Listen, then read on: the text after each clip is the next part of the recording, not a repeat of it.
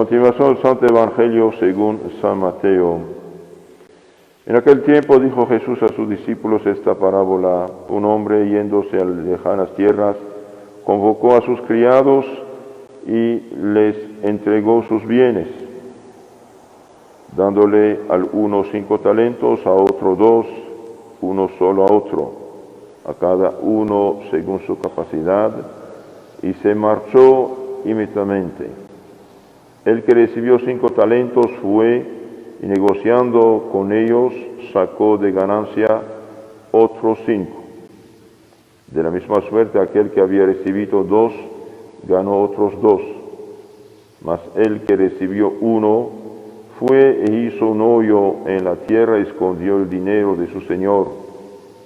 Pasado mucho tiempo, volvió el amo de dichos criados y los llamó a cuentas.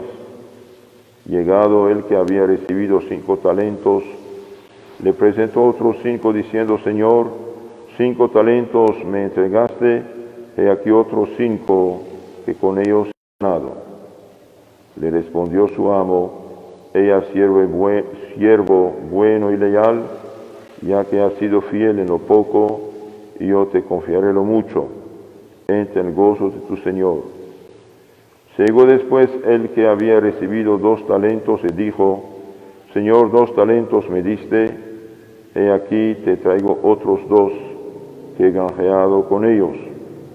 Le dijo su amo: siervo bueno, pues has sido fiel en pocas cosas, yo te confiaré muchas más.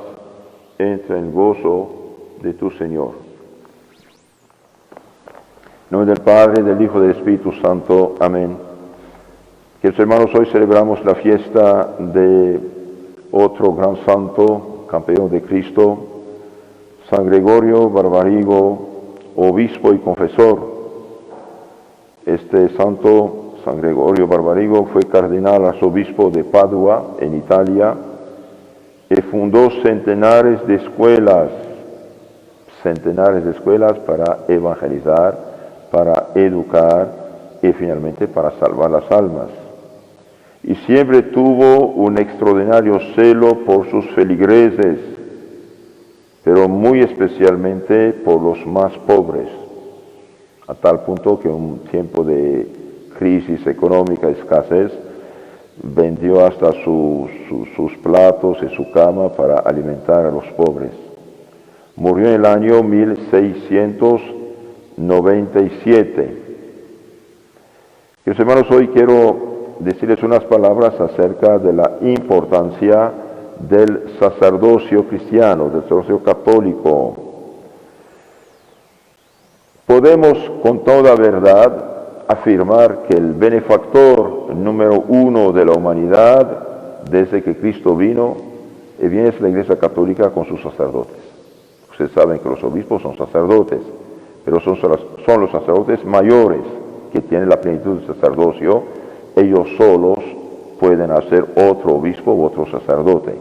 Los demás sacerdotes son sus ayudantes auxiliares. Veamos ahora unas reflexiones de la Sagrada Biblia y de los santos acerca de la obligación de trabajar por la salvación de las almas.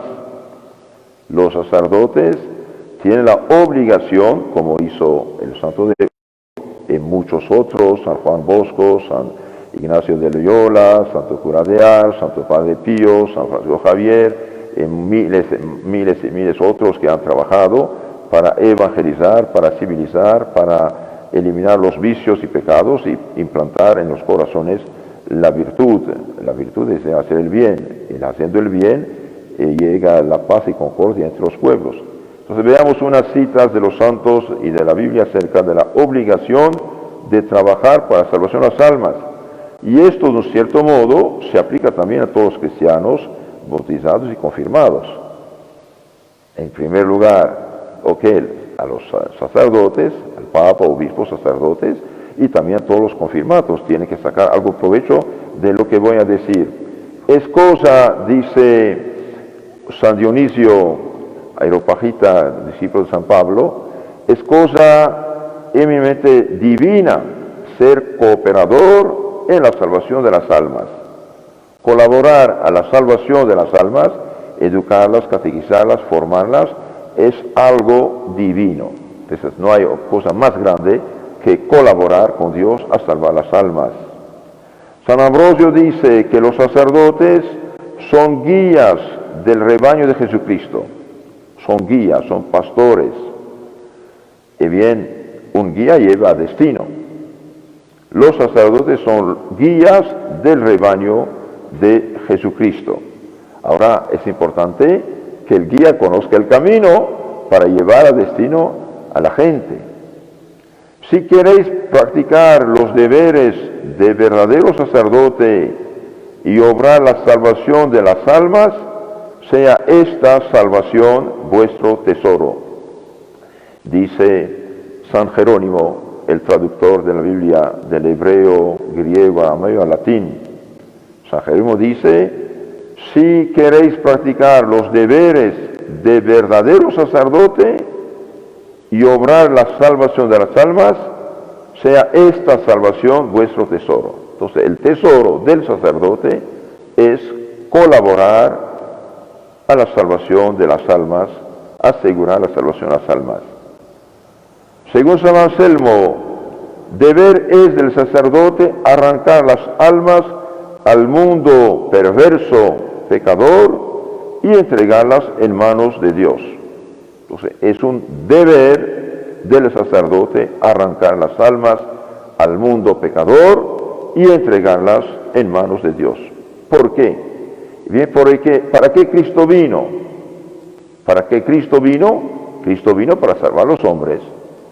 Dio su vida en la cruz por la salvación de los hombres. Y esta salvación, ¿a quién la confió? A los sacerdotes, mediante los apóstoles. Y los apóstoles desde el Jueves Santo fueron ordenados sacerdotes. Entonces, es muy bien dicho, es deber del sacerdote arrancar las almas al mundo perverso. ¿Cómo arrancarlas?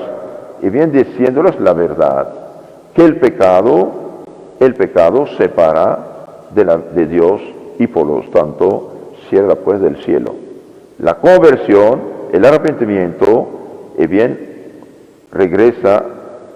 hace regresar a Dios. Y si una persona se arrepiente, se confiesa, deja el pecado, se entrega a Dios, y Dios es la fuente de todo bien y de la vida eterna.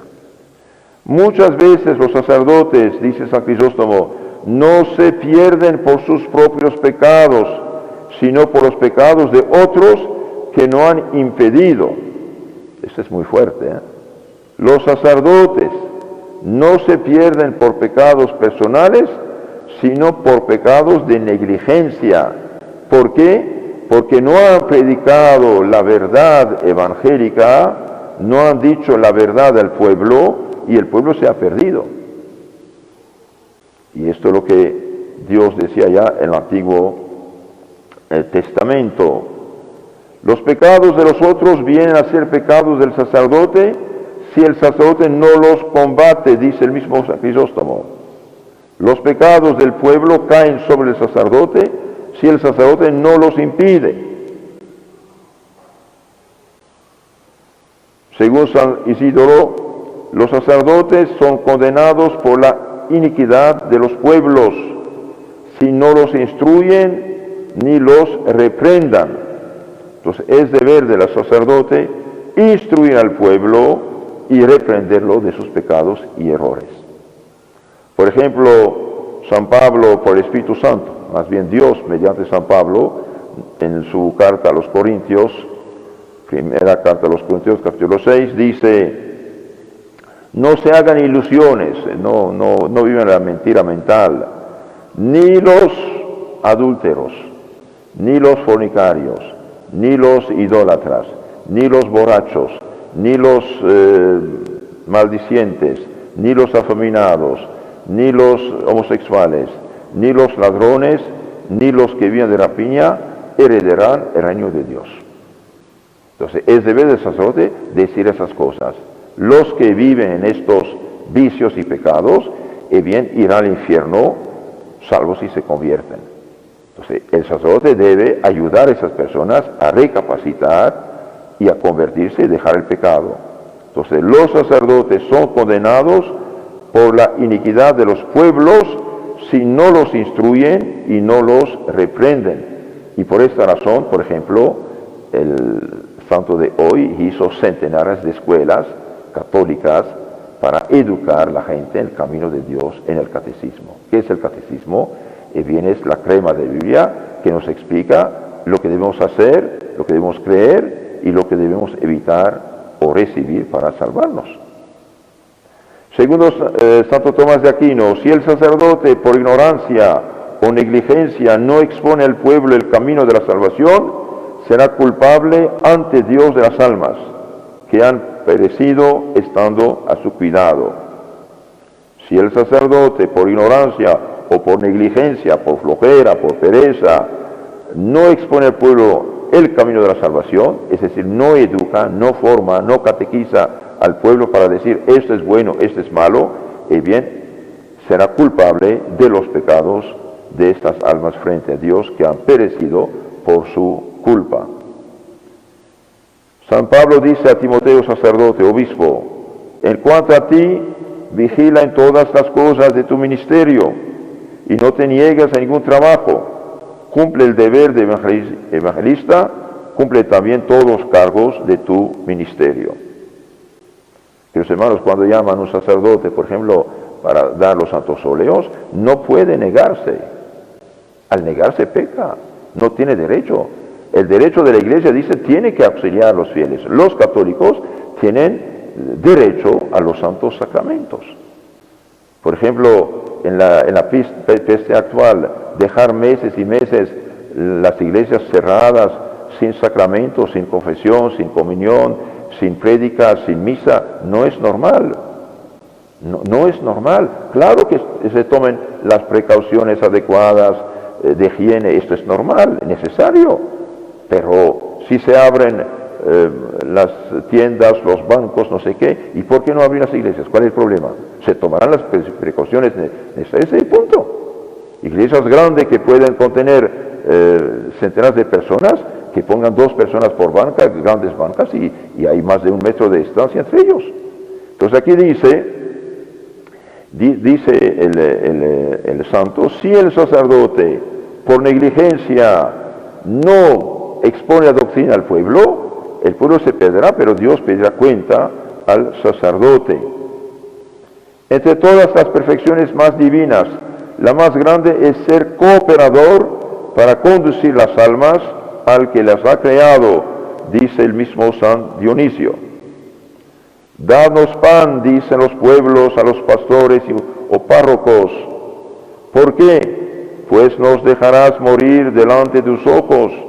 Nuestra salvación está en vuestras manos. Parafrasando el Génesis 47:15, dadnos pan, decían los egipcios a José durante la hambruna. Y bien, dadnos pan, dicen los pueblos a los sacerdotes, a los obispos. ¿Cómo puede decirse católico un obispo que ordena cerrar las iglesias y castiga a los sacerdotes que hacen algo del ministerio? Estos ya no son católicos. Ahora pues, hermanos míos, dijo Judith, puesto que sois los sacerdotes en el pueblo de Dios, y su alma depende de vosotros, alentad sus corazones con vuestras palabras. El sacerdote debe predicar la palabra de Dios al pueblo para alentarlo, para animarlo, para corregirlo o para frenarlo. Cuando una persona sabe que un solo pecado mortal abre la puerta del infierno eterno delante de sí, se hace un poco más cauta, ¿no? Si usted dice a un niño que no tome esta comida, es tóxica, vas a morir, tiene que reflexionar, ¿no? ¿Cuáles son los méritos que se adquieren trabajando por la salvación de las almas? Terminamos con eso, muy interesante. Nada prueba mejor la fidelidad en el servicio de Dios, en el amor de Jesucristo, que trabajar para salvar a nuestros hermanos. Ese es el mayor acto de caridad. Entonces, el mayor acto de caridad es trabajar para salvar las almas de nuestros hermanos, arrancarlos al pecado, al error, al demonio, entregarlos a Dios.